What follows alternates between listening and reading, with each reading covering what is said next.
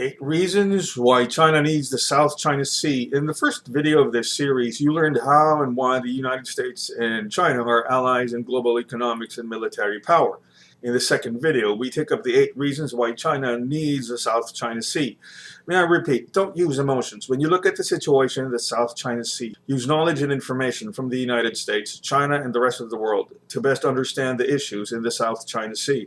Don't think that the world revolves around the Philippines. Don't be self-centered like the idiot Aquino and the idiot Aquino followers at the Department of Foreign Affairs of the Philippines. The world doesn't revolve around the Philippines, and idiot Aquino followers know jack shit about international relations. The Chinese want to negotiate with the Philippines. It's the Philippine government who does not want to negotiate with China. Here are the 8 reasons why China needs the South China Sea. Reason number 1, history. China is a 2,000-year-old society. Even before Jesus Christ was born, China already existed. For the past 2,000 years, people from China have migrated and traveled to the islands in Southeast Asia even before the terms Philippines and Southeast Asia were even made. Over the past 2,000 years, thousands of Chinese have sailed the waters of the South China Sea, fishing and harvesting the natural resources without war, without restriction, without laws, and without anyone telling them there were territories. When Ferdinand Magellan arrived in 1521, the Chinese were here fishing and harvesting the natural resources without war, without restriction, without laws, and without anyone telling them that there were territories. Miguel Lopez de Legazpi conquered Cebu in 1565 and Manila in 1571. The Chinese were here, fishing and harvesting the natural resources without war, without restriction, without laws, and without anyone telling them that there were territories. The galleon trade started in 1565 and lasted until 1815. And the Chinese were here, fishing and harvesting the natural resources without war, without restriction, without laws, and without anyone telling them that there were territories. More often than not, the Chinese traded with the Muslims, Spaniards, and tribespeople in peace. The galleon trade was made possible by wooden ships that sailed from Manila to Acapulco, Mexico. Both Manila and Mexico were then colonies of Spain. The Spaniards also called the galleons La Nao de la China, or the China ship, because most of the products exported to Mexico were coming from China. When the United States was founded in 1776, the Chinese were here, fishing and harvesting the natural resources without war, without restriction, without laws, and without anyone telling them that there were territories. The Philippines declared independence in 1898. The Chinese were here fishing and harvesting the natural resources without war, without restriction, without laws, and without anyone telling them that there were territories. The United States invaded the Philippines in 1899. The Chinese were here fishing and harvesting the natural resources without war, without restriction, without laws, and without anyone telling them that there were territories. The Philippines became the colony of the United States from 1906 to 1946. The Chinese were, guess what, here fishing and harvesting the natural resources without war, without restriction, without laws, and without anyone telling them that there were territories. The Philippines declared independence in 1946 and remained as a free nation through the 1950s, 60s, and 70s. Over the past 2,000 years, from the time China was founded in 618 AD until the 1970s, the Chinese were here fishing and harvesting the natural resources without war, without restriction, without laws, and without anyone telling them that there were territories. Everything changed when the United Nations Convention on the Law of the Seas, or UNCLOS, was implemented starting in 1982. Now you know the real context of the history of the region.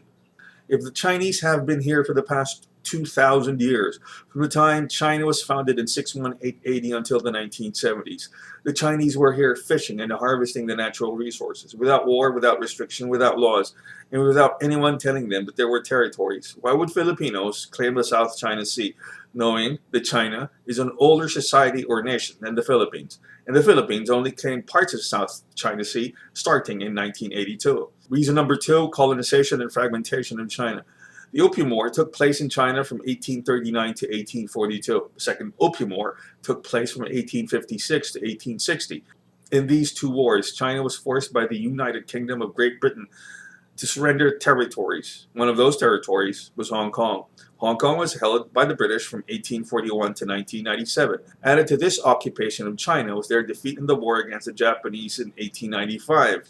In 1911, the Chinese Revolution took place and the emperor was permanently removed as the leader of the nation and replaced by an elected government. By 1927, the Chinese War broke out. Here, the nationalist Kuomintang fought against the communists. From 1937 until 1945, the Second Sino-Japanese War happened. During this time, 4 million Chinese died. After the Second World War ended in 1945, the Kuomintang continued that war against the communists. This lasted until 1950. The communists won and took control of the government, while the nationalists were forced to retreat into Taiwan. China became an isolationist country starting in the 1950s, virtually closing all industries and exports to other nations.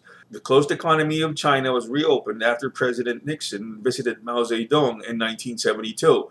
The United Nations Convention of the Law of the Sea, UNCLOS, was accepted by China in 1982.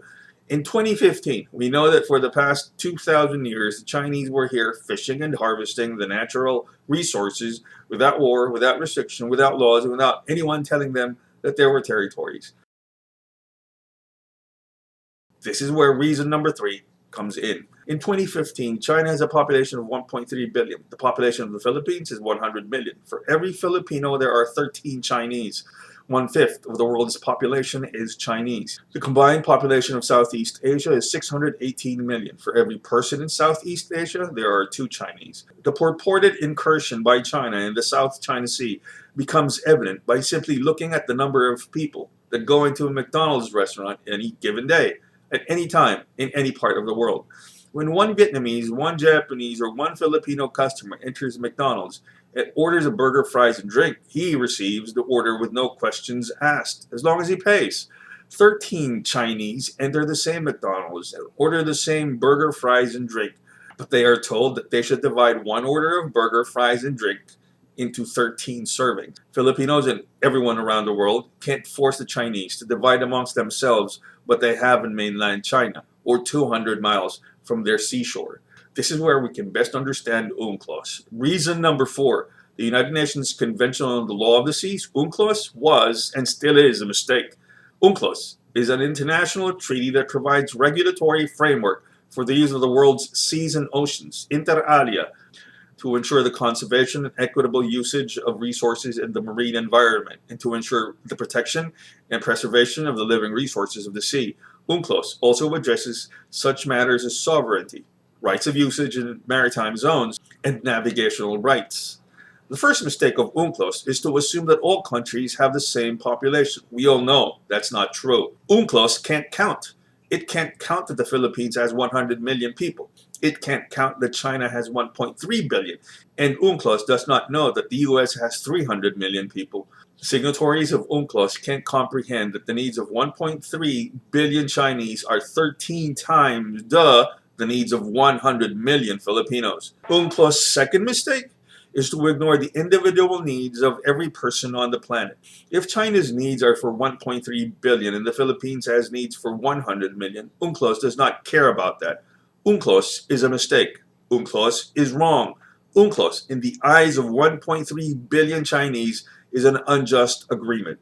The Chinese will never recognize an agreement that will force 1.2 billion of their population into poverty and starvation. If you're a Filipino and the laws will make your family starve and remain poor, would you follow that law? That's why the idiot Aquino followers in The Hague are a collective lot of dumbasses, pretending they know the laws when all they need to do is count and negotiate. Notice the combined idiocracy of the idiot Aquino followers only proves their ignorance will be remembered in world history. Remember, these people from the Philippine Department of Defense, Congress, and advisors to the genius, not Aquino, are the same group of idiots who allowed 67 to die in Mama Sapano, and the same bunch of idiots who have been in power since 1986, and who fucked Filipinos with the South China Sea in the first place. Anyway, in the real world, using economics, you'll see the equitable, not equal, equitable allocation of resources in the South China Sea. Economics takes into consideration the fish and the natural resources found in the sea. However, whatever is taken by the Chinese from the South China Sea is not just for the Chinese, but for the whole world. Chinese fishermen travel the whole world to fish and harvest natural resources, and they do this not only to feed their own population, but to supply the whole world. In 2010, aquatic resources imported by the Chinese reached $4.2 billion.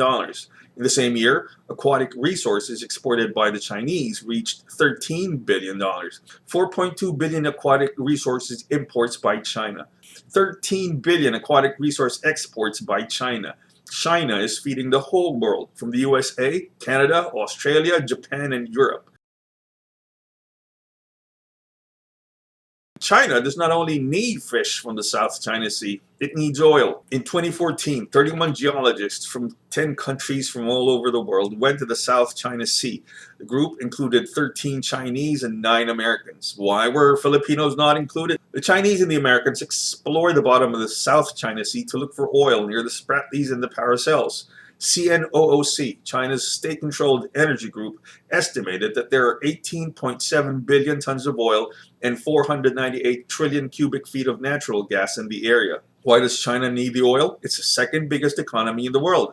It needs energy for its factories, industries, and cities. They also need the oil to continue exporting to countries such as the United States, Japan, Germany, Spain, Canada, and all corners of the world.